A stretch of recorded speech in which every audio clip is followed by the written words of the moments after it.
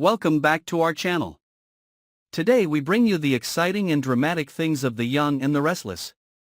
In the darkness of Genoa City night, when all the streets are silent except for the wind blowing through the trees, Kevin Fisher, a man who is always passionate about finding the truth, suddenly discovers a suspicious truck leaving the city. That truck is more than just a normal means of transportation. It contains clues, traces that Kevin believes will open the door to a terrifying secret waiting to be exposed. Kevin remembers the first time he received a report about strange events happening around the city. Rumors of an abandoned mental hospital, deep in a remote forest, have stirred up an uneasy feeling in his heart. But no one could have imagined that those rumors would sprout into a dark reality that no one could have imagined. Determined to follow the truck, Kevin embarks on a dangerous chase in the dark of night, with courage and determination to find the truth. After hours of tense tracking, Kevin begins to notice strange signs on the remote road, dirty footprints on the ground, debris thrown behind the truck, and even faint oil stains on the wet ground of the forest. These signs are like small pieces of the overall picture, gradually revealing a terrible secret. His journey leads to a remote area, where time seems to have stopped, leaving only echoes of the past reverberating through each ruined scene. As Kevin goes deeper into the forest, he discovers an old building, looming in the thick fog, an abandoned mental hospital. The peeling lime walls, the broken windows like ghostly eyes staring at the passage, all created a creepy atmosphere, making people's hearts tremble. At that moment, all of Kevin's senses were warned. This was not a normal place, but a place that contained unspeakable crimes and pain. Stepping inside, the dark space of the hospital increased the horror. The long corridors, with flickering neon lights, illuminated the cracked walls and faded paint over time. The musty smell and the cold wind blowing through each crack in the door made Kevin clearly feel the presence of lost souls, painful memories of the past. He walked slowly, each step echoing the rustling sound of the dark history of this place. In a breathless moment, Kevin realized that the door of a locked room was slightly open.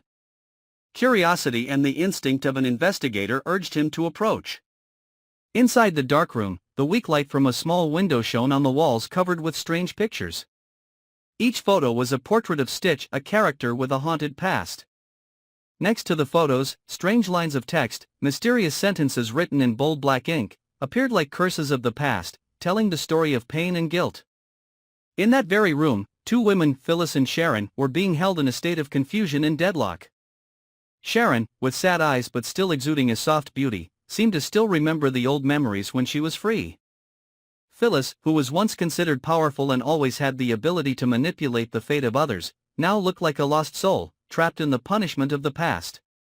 Both are locked in dark rooms, where the space seems to crush both personality and soul. Why did such a horrific scene happen? The answer gradually appears through the pieces of memories and the truth is revealed. Stitch, a complex character with a dark past, has been haunted by Sharon since his time working in the hospital. In his mind, Sharon is not simply the woman he once loved, she is the miracle drug, the only one who can cure his mental illness. Love turns into obsession, and obsession gradually turns into a deadly fear. Stitch believes that if he can completely control Sharon's life, he can turn his pain into a brutal form of salvation. But for Phyllis, things get more complicated.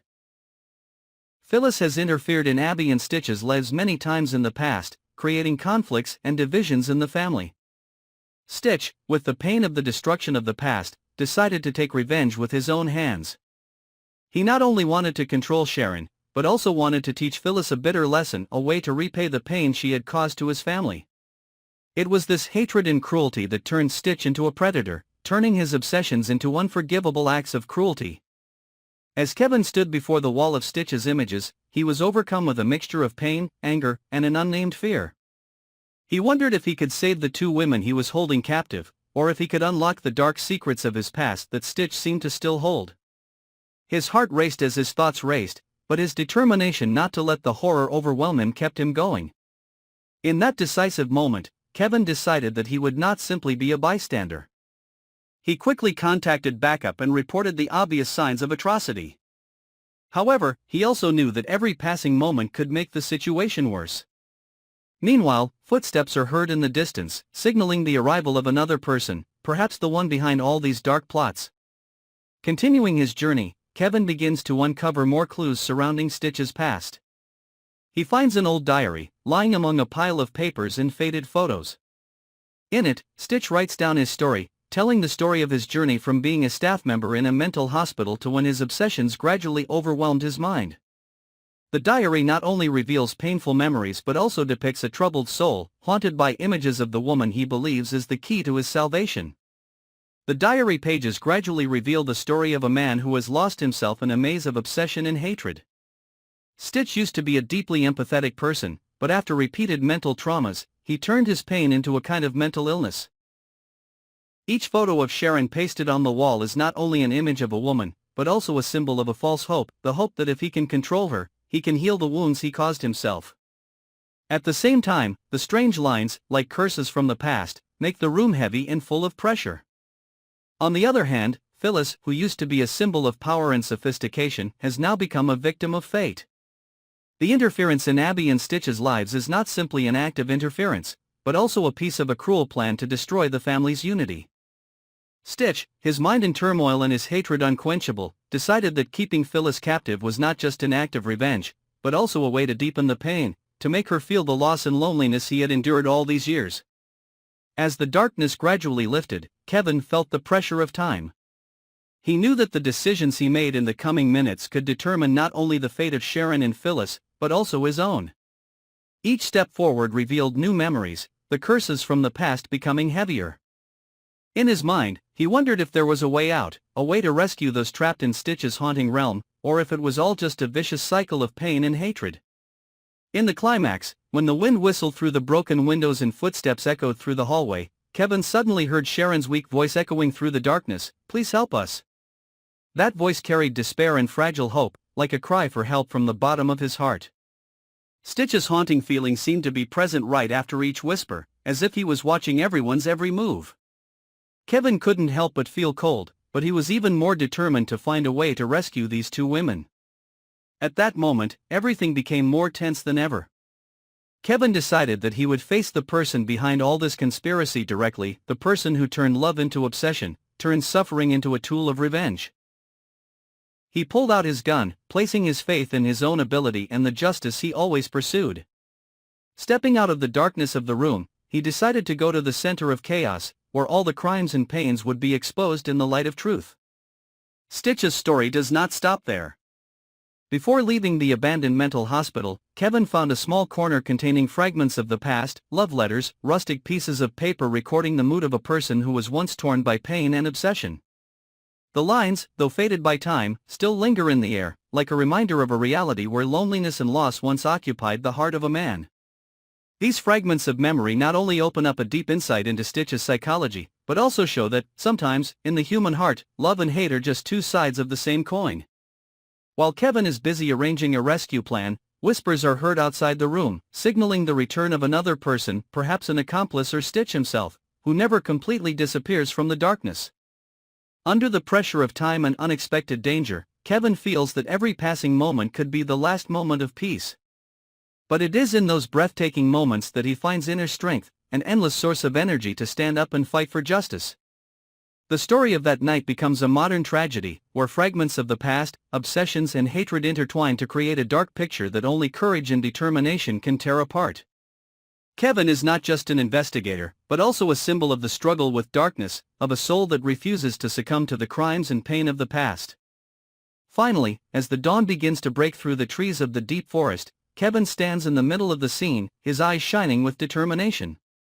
He has witnessed and understood that, no matter how dark the past is, there is always a ray of hope, a possibility to change the fate of people trapped in the siege of suffering. Sharon and Phyllis, though imprisoned in dark rooms, are still alive, and the fight to free them has only just begun. Amidst the gentle sounds of the wind carrying the chill of the morning, Kevin plans a fierce rescue. He knows that, on the other side of that dark door, there is a person who has spent his whole life turning pain into a tool of revenge. But he also understands that with just a glimmer of hope, a moment of kindness, everything can change. And in the dim light of dawn, it is Kevin's courage that creates the turning point of a tragic story, where the past, present and future blend in a chorus of redemption and hope. The next hours promise to be fateful moments. Kevin, with faith in justice, steps forward step by step in the long corridors of the abandoned mental hospital, where every shadow hides a secret. He is ready to face Stitch, the one who turned love into obsession, turned suffering into a cruel weapon. Each of his steps is not only a step forward, but also a journey to overcome the obsessions of the past, to bring hope to lost souls. The story is not simply a rescue, it is a battle between good and evil, between a dark past and the light of redemption. As the sounds of the impending war resound throughout the air, Kevin believes that, no matter how dark everything is, the light of justice and kindness will always find a way through the walls of despair. That night, under the gloomy sky of Genoa City, a new history is being written, a story of love, hatred, and redemption. And no matter what fate may bring, people like Kevin, with courage and determination, will always fight to bring light, so that the pain is not forgotten but transformed into lessons for future generations. In that moment, Kevin understood that every life, no matter how complicated and sinful, is worth saving, if only he had the courage to face the darkness and seek the light of truth. And with that determination, he entered the final door, where all the dark secrets were about to be revealed, opening a new chapter for Genoa City, a chapter of beginnings, of hope, and of hearts that never give up. So follow our channel to update the shocking and dramatic developments of this fascinating ongoing episode.